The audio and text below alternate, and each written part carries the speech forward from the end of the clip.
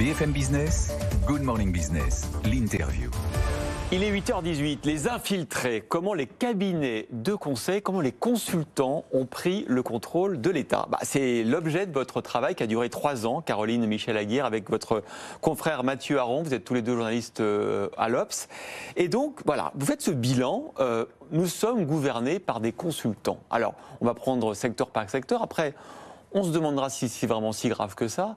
Mais déjà, ce bilan, intéressant par exemple pendant la période du Covid, comment McKinsey, par exemple, a pris les rênes? Oui, en fait, ce qu'on a découvert dans cette enquête, on a commencé par la pandémie. Mais de manière générale, le propos, c'est de dire on a découvert qu'on était face à un système caché, secret, puisqu'il n'est jamais dit, où le politique et les hauts fonctionnaires gouvernent en demandant en permanence et dans tous les domaines des conseils, mais plus que des conseils, on va le voir avec la pandémie, ouais. au cabinet de conseil. Donc on a exactement commencé, comme vous venez de le faire, en travaillant sur la pandémie. Le sujet était déjà là, mais en fait on a eu cette révélation en travaillant sur la pandémie. Qu'est-ce qu'on découvre, qu'est-ce qu'on révèle dans le livre sur la pandémie? C'est que le 12 mars 2020, le jour où Emmanuel Macron va à la télévision faire une allocution en disant, nous sommes en guerre. Vous vous en souvenez, c'était même avant, il va falloir confiner la première, etc. Il dit une chose très intéressante, il dit, depuis plusieurs semaines, nous avons préparé, nous avons agi. Et nous, qu'est-ce qu'on découvre et qu'est-ce qu'on révèle dans le livre? C'est que le 12 mars, le jour de cette allocution, en vérité, rien n'est prêt, rien n'a été fait en amont, et dès le premier jour, on signe un contrat avec un cabinet de conseil spécialisé dans la logistique pour trouver des masques. Vous vous souvenez la problématique des masques? Pour trouver des masques, identifier les stocks de masques, savoir où les acheminer, etc. Et ça va encore plus loin. Le général Gallet, je ne sais pas si vous vous en souvenez, c'est lui qui était le chef des pompiers quand il y a eu l'incendie de Notre-Dame. Bon, le Premier ministre avait fait appel à lui en disant situation d'urgence, sang-froid, etc. Un militaire. Ça avait une certaine logique. Le général Gallet raconte, il l'a d'ailleurs raconté dans un livre, mais c'est passé un petit peu entre les gouttes parce que c'était pas le sujet, c'était d'une seule phrase. Il arrive au ministère de la Santé le premier jour, donc ce 12 mars, pensant qu'il va trouver une armée, enfin voilà, c'est un militaire qui est habitué au point chaud, et en fait il dit je trouve des couloirs déserts. En revanche, on me colle dans les pattes, pardonnez-moi l'expression, on me dit qu'il va falloir que je travaille avec 2 consultants de McKinsey qui vont faire mes ordres du jour. Donc en fait, on a appelé ça les infiltrations, parce qu'on va pouvoir refaire de l'histoire, j'imagine, mais parce que peu à peu, de manière consentante, hein, ça n'est pas un putsch armé, je veux dire, de gens qui prendraient le pouvoir sans qu'on leur ait demandé, mais les cabinets de conseil se sont infiltrés dans tout l'État. Alors, vous voyez, c'est là où je ne suis pas tout à fait d'accord avec vous, Caroline Michel-Aguirre, même s'il y a d'autres arguments que je rejoins dans votre livre, on va en parler notamment sur les conséquences idéologiques et politiques de cette infiltration. Mais là-dessus, vous voyez, quand le général arrive, les couloirs sont vides. Donc peut-être que ces consultants qu'on connaît bien ici, ils sont appelés au secours parce que l'appareil de l'État n'est pas à la hauteur et parce que l'organisation administrative fait que les fonctionnaires ne sont pas peut-être, c'est pas une question de mise en cause individuelle des individus, mais l'organisation de l'État, bureaucratique, lourde, le mammouth, avaient dit certains, ne permet pas d'agir dans l'urgence. Et donc on fait appel à des gens plus agiles. Alors, là où je pense qu'il ne faut pas se tromper, c'est qu'il ne faut pas être manichéen. C'est-à-dire que notre propos n'est pas de dire il y a d'un côté les méchants consultants et les gentils fonctionnaires. Voilà. Ça n'est pas ça du tout. Notre propos, le premier point, c'est de révéler un système caché, quelque chose qu'on ne sait pas. Et ça, je dirais que c'est une responsabilité collective parce que c'est quand même nos impôts, notre État, on élit démocratiquement des politiques et ils se doivent de nous dire que quand ils prennent une décision, je vais venir à votre point, mais... ils ont recours systématiquement aux consultants et ça va jusqu'au point qu'on ne sait pas le montant. Vous n'êtes pas parvenu à calculer, la Cour des comptes ne calcule pas par exemple? Alors, nous avons calculé, j'oublie pas votre question. J'ai vu que la commission d'enquête parlementaire vous a même demandé si vous aviez pu chiffrer le coût parce qu'eux n'y parvenaient pas. Exactement, et encore hier soir, ils nous ont appelés pour savoir... pour se procurer le livre. Donc ça, je dirais que c'est le premier point démocratique avant de partir sur la responsabilité. Restons sur le constat. Ouais. Et le coût ? Le coût, première question, nous sommes allés voir Amélie de Montchalin, ministre de la fonction publique, il y a plusieurs mois déjà, à 2 reprises. Combien coûtent aujourd'hui les cabinets de conseil? L'armée de consultants. Voilà, elle ne sait pas. Voilà, elle nous l'a dit très clairement, elle n'a pas le chiffre global. Partant de là, tout le monde se lance dans des estimations et le chiffre est tellement caché qu'on va à des chiffres de 140 millions d'euros par an, à 700 millions, à des milliards si on en croit d'autres calculs.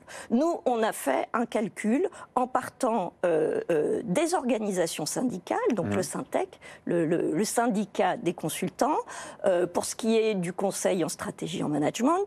On y a ajouté, parce qu'on pense que c'est très important, tout ce qui est dépenses informatique. Bah bien sûr. Parce que la dépense informatique... Le conseil informatique et l'informatisation, la numérisation des administrations. C'est central. On y reviendra. On rappelle des scandales sur les fiches de paye, dans les armées, etc. Une fortune.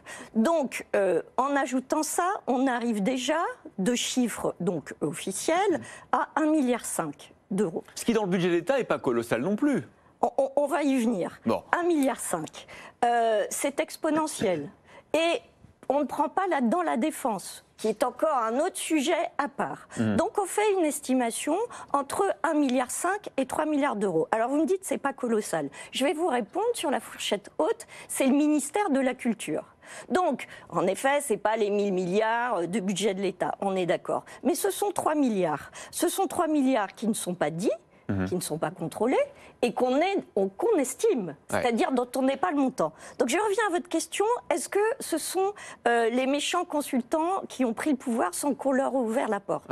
On leur a ouvert la porte. Bien évidemment, à un moment, il y a 15 ans, les politiques, la RGPP de Nicolas Sarkozy a dit on va faire des économies, on leur a ouvert la porte. Mais il y a aussi toute une stratégie d'influence, d'aspiration de la meilleure matière grise en France, parce que les consultants aujourd'hui recrutent 30%, c'était 7% en 2007, des élèves des plus grandes écoles françaises. Moi je suis ministre, Caroline Michel-Aguirre, je suis ministre, je veux mener une mission, je veux les meilleurs cerveaux, je veux les meilleures têtes, et vous venez de le dire, les meilleures têtes, ils sortent des grandes écoles, peut-être en partie, pas seulement, et ils sortent des cabinets de consultants. Donc c'est assez légitime de leur confier des missions. Alors vous êtes ministre, je vous ai élu, donc bon, vous êtes ministre. Je veux bien faire mon travail. Voilà, vous voulez bien faire votre travail. La question, puisqu'on est ici sur une chaîne économique, c'est celle des doublons. C'est-à-dire que si je suis votre raisonnement, et si je suis une tendance en effet, qui sont que les meilleurs sont dans les cabinets de consultants, Monsieur le ministre, pourquoi vous continuez à embaucher des fonctionnaires? Ça, c'est un vrai problème. S'ils sont nuls, si vous considérez qu'ils ne sont pas capables de faire leur coup, pourquoi continuez-vous à former, à payer leur formation? Je vous rappelle qu'elle est là. C'est toujours bien. Non, mais je et à Polytechnique. Non, mais il y a un autre argument. Mais laissez-moi finir. Il y a un autre argument. La vraie question, elle est celle-là. C'est-à-dire qu'on a un système qu'on peut considérer comme obsolète, ancien. Et qu'on ne réforme pas. Mais qu'on laisse tel que. Donc la question, c'est pourquoi on superpose deux systèmes dont un, je le répète, est secret. Il y a un autre argument qui est très intéressant dans votre livre, c'est de dire que derrière cette masse de consultants, il y a aussi une mainmise idéologique. C'est-à-dire que, et là je vous suis, c'est-à-dire que les objectifs politiques de l'État ne doivent pas être fixés par les consultants. Or, vous démontrez que parfois ils le sont. Par exemple, le nombre de lits qui doivent être supprimés dans les hôpitaux, ça vient des consultants.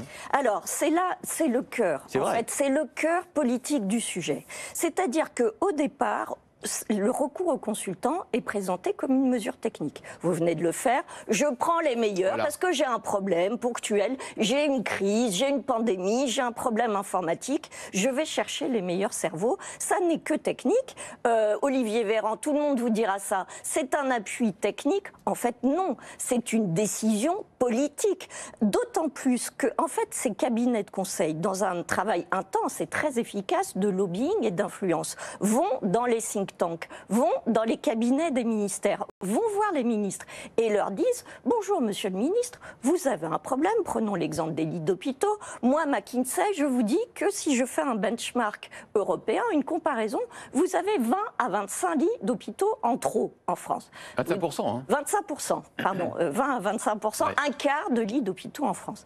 Pour être honnête, c'était un chiffre qui datait de 2018, mais je doute que McKinsey ait changé son analyse à présent. Donc vous êtes ministre, vous dites « Ah ben McKinsey, vous êtes très fort, vous êtes capable de me dire que j'ai un quart d'hôpitaux en France, comment je fais pour les supprimer ?» À ce moment-là, McKinsey, qui a diagnostiqué le problème, qui a dit « Monsieur le ministre, vous avez un problème », il vous apporte la solution. Il vous dit « Moi, je vous dis ce qu'il faut faire, c'est faire de la synergie, faire des fusions d'hôpitaux, faire des fusions de blocs opératoires et faire du reporting. » Résultat aujourd'hui, et ça personne n'en parle, on a plus d'administratifs aujourd'hui à l'hôpital que de soignants. Et ça, c'est le résultat de 15 ans de mainmise du consulting sur l'hôpital en particulier.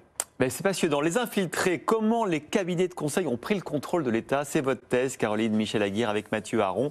Merci d'avoir été là ce matin pour présenter ce livre. Et tout de suite, il est 8h30, c'est le journal de l'économie.